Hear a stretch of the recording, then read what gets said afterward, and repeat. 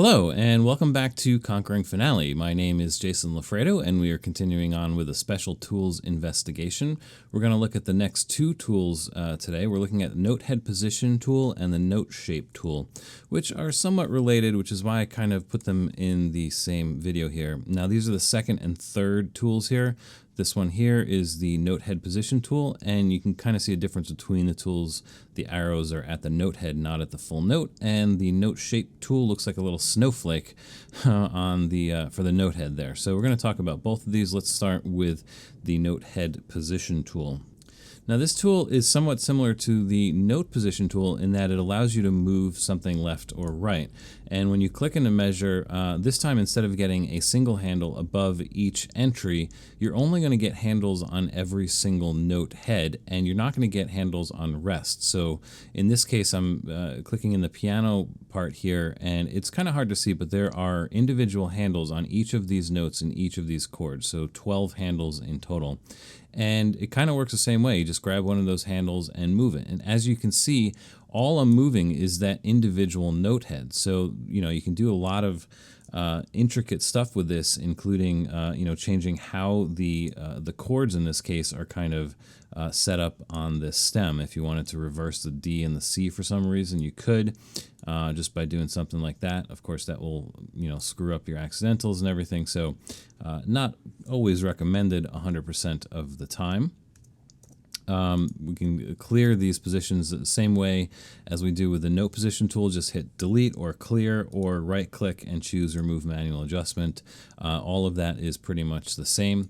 We can move multiple note heads simultaneously, so if you just kind of drag select two of them there, you can grab two of them and move them to the side if you want. And you can clear multiples at the same time as well. In fact, you can select all in the measure and move all of them at once if you really want to. So that's what's going on with that. Now, similar to the Note Position Tool, there are some items that will move with the note heads, but other items will not. So let's take this trombone part, for example. We have a dynamic and an articulation attached to it.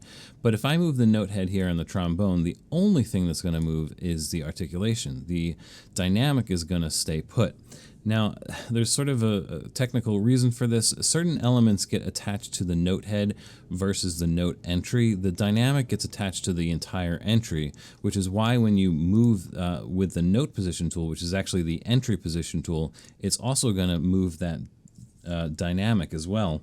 But with the Notehead Position Tool, the only thing that's attached to the note head specifically is the articulation. Now, the articulation moves with the Note Position Tool because technically the note head is attached to the note, which is the entry. So that would make sense that they would all move together.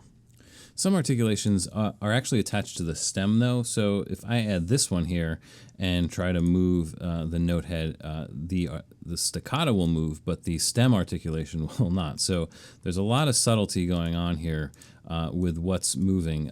Just to sum up, slurs, ties, accidentals, ledger lines are all attached to the note head. You may have noticed that when I move this note here, I'm also moving the ledger line. So the ledger line is going with the note head. All of those things are attached to the note head. Some other things like dynamics would be attached to the note entry itself.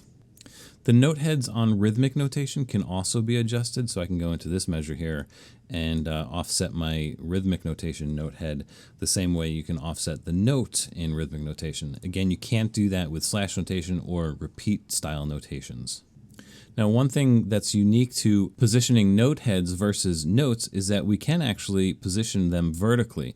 By default, Finale is not going to allow you to position them vertically. You can see me moving my mouse up and down, and it's not going up or down. But if you right-click, there is an option in the contextual menu at the bottom called Allow Vertical Positioning. And when you select that, you can see that that is now checked.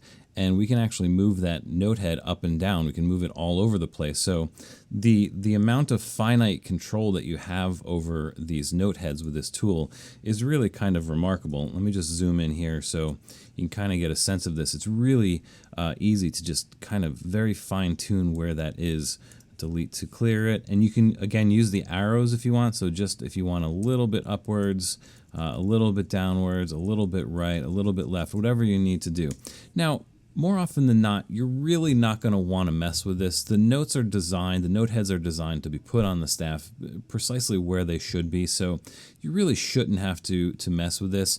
Where it does come in handy sometimes, adjusting the note heads vertically in particular, is when you're using custom fonts. It is possible to change the note heads to like some weird font. I think I did a video once where I showed that you can use wingdings for your notehead characters, but that causes all kinds of problems because the baseline is wrong and this note on D here ends up like on C or something. So you have to manually move these note heads vertically in order to get them to appear to be in the correct spot. So that's, you know, one rare case of where this would be useful to actually be able to allow the vertical positioning of these note heads, which is probably why this is set to not be checked by default. There's probably very little reason to ever want to move these note heads up or down. But again, Finale is so powerful that it allows you to do it if you need to.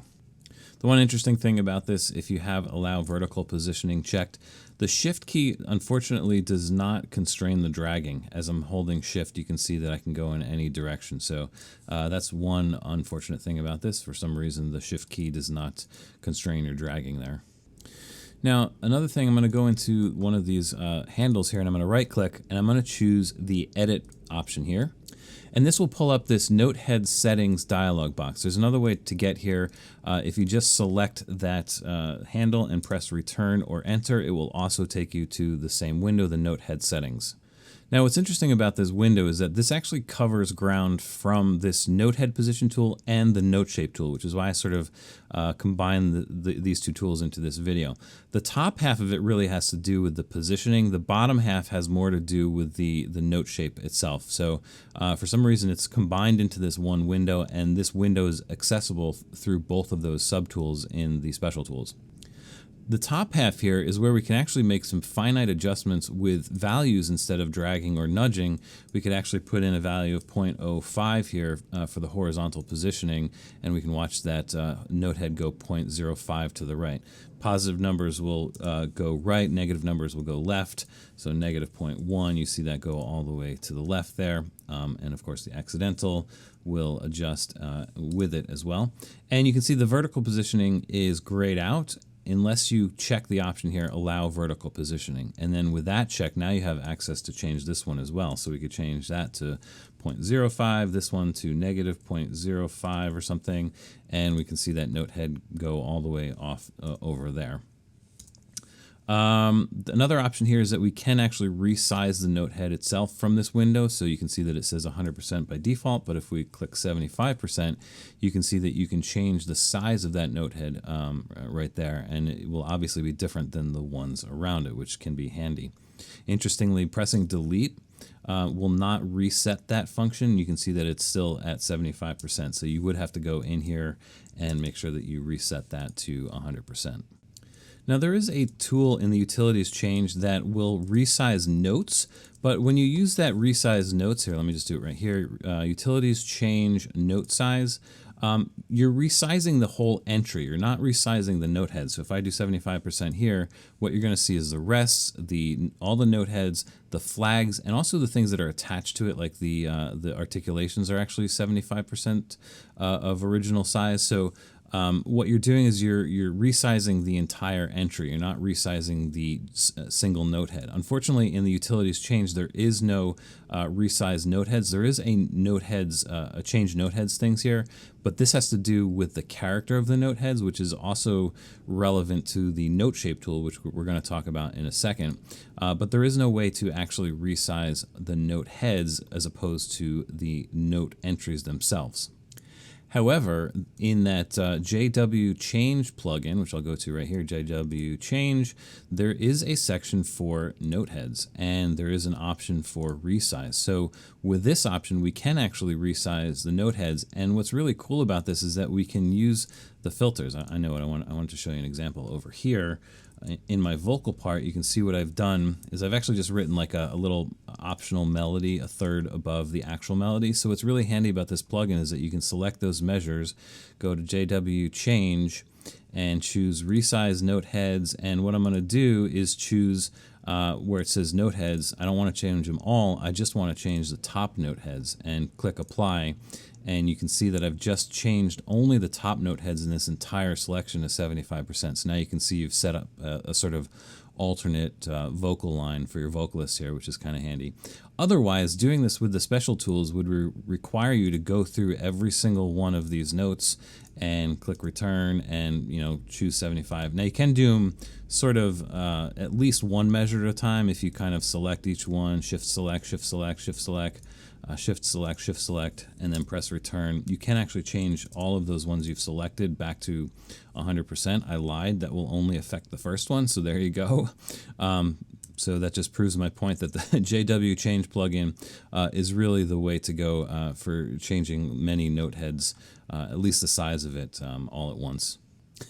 And I'm just looking at my notes. The very next thing I was about to say is that the edit menu won't work on multiple handles. So there you go. It only affects the first one or the one that you happen to right click. So I got a little bit ahead of myself there. So going back to that edit menu, again, just select any handle and press return. So that's sort of the top half of this. The bottom half really has to do with the note shape tool. Now, interestingly, we can access these options from the Notehead Position Tool, and they will work just fine. If we uncheck Use Default Character and select something else, we can actually change the Notehead character from the Notehead Position Tool, which is bizarre because that's usually reserved for the Note Shape tool. That's the point of the Note Shape tool, is to do stuff like this. But it is possible to do that from the Notehead Position Tool. And if we just check Use Default Character, it will revert back to normal. Now, the one thing about this is that if you do this from here with the Notehead Position Tool, when you clear the manual position, again, we can also do it here, remove manual adjustments. If we check this here, it will also undo that Notehead shape as well, which is interesting. But oddly, if you try and press delete or clear, it's not going to reset that. This is a bizarre little thing about this. Pressing delete or clear only changes the positioning. So now you can see the positioning goes back, but the X Notehead is still there. However, remove manual adjustments will undo basically everything in this Edit Notehead Settings window. So just a little bizarre little thing about that. So let's just go into the note shape tools because we've actually already started talking about it. It's basically the same thing, is that you select a handle here, and the difference between this is that you can't move anything. You can see me trying to drag around. I can't nudge anything. You can't move the note heads this way. The only thing that you can do is go into this contextual menu and press the edit button to get to the note head settings. And interestingly, again, both the top half and the bottom half are accessible here. So we could change the horizontal positioning here to get that result of the horizontal positioning. And again, I'm not even in the Notehead Positioning tool. I'm in the Note Shape tool. And again, pressing delete doesn't clear the position because I'm in the Note Shape tool. Pressing delete will clear the character, but not the position. So I could use remove manual adjustments, and again, that resets everything in the edit, the Notehead settings window. Just a little bit of a strange situation going on there. So let's go into this window and see what we can do. We've kind of already looked at this. We can choose an alternate character. We just uncheck that and choose select, and then choose from whatever Notehead that we want. We can choose a different type of X if we want, and you'll get that X there. And now with this different Notehead here, with the appropriate tool, pressing delete will reset it back to the Notehead that it's supposed to be. Now, what's unique about the Note Shape tool, and what's really handy, is that you don't have to go through this edit menu to get to this thing and then uncheck this and then just press select and everything. You don't have to do all of that. You can get there directly just by either double clicking the handle, will take you directly to the symbol selection dialog box, or by just pressing return or enter, which will also take you to the symbol selection dialog box, so you can directly choose the new character. So you don't have to go through that whole edit window and then uncheck and then press select. There's a shortcut for doing this. And actually you can do this on every single handle in the measure. So if I just select all of them and press return and choose the X, it will actually go ahead and change all of those note heads to the X note head for me. And again, with them all selected, pressing delete will reset them back to normal.